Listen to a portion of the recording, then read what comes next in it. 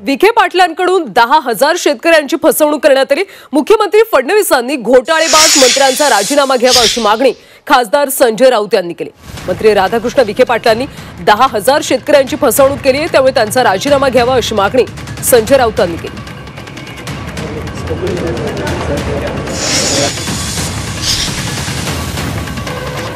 त्यांचा राजीनामा जर घेतला नाही तर या महाराष्ट्रामध्ये मंत्र्यांच्या भ्रष्टाचाराला पूर्ण अभय देवेंद्र फडणवीस यांनी दिलेला आहे असं मी मानतो।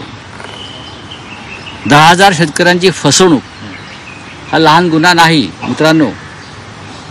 10,000 शेतकऱ्यांच्या नावानं आणि हे कोणी केलंय तर सहकार सम्राट।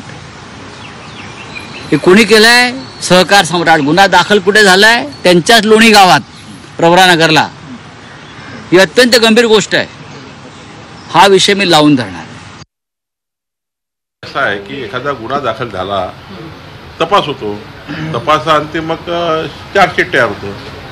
आज गुन्हा दाखल झाला म्हणून पूर्णपणे दोषी असं होत नाही। कुठल्याही गुन्ह्यामध्ये आपण प्राथमिक गुन्हा दाखल करतो, त्याची चौकशी करतो, शेवटी गुन्हा दाखल झाल्यानंतर चौकशी अंती काय निष्पन्न होईल आणि कोर्टसमोर जेव्हा चार्जशीट जाईल त्यामध्ये काय असेल यावर जास्त महत्त्वाचं आहे।